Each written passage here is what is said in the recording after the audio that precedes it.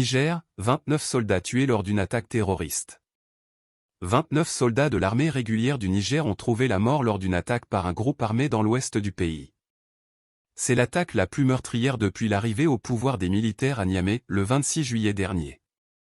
Un détachement des forces de sécurité a fait l'objet d'une attaque complexe au nord-ouest de Tabatol, combinant l'utilisation d'engins explosifs improvisés et de véhicules kamikazes par plus d'une centaine de terroristes, a indiqué un communiqué lu à la télévision nationale. Le même communiqué a confirmé la mort de 29 soldats, en précisant que plusieurs dizaines de terroristes ont été tués. L'attaque a eu lieu près de la frontière du Mali, lors d'une opération visant à neutraliser la menace que constitue l'État islamique au Grand Sahara, EIGS, fortement implanté dans la zone.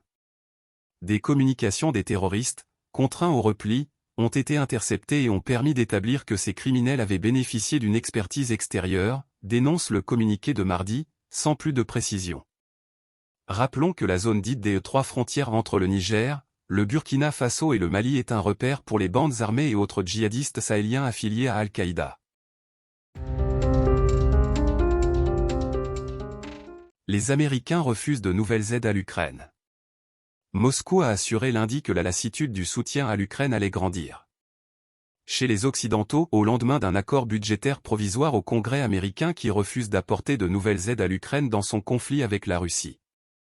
L'armée ukrainienne pourrait bientôt être à court d'équipements et de munitions, si les élus républicains, très nombreux, qui pèsent de tout leur poids sur les négociations budgétaires, réussissent à couper définitivement le financement américain à l'Ukraine.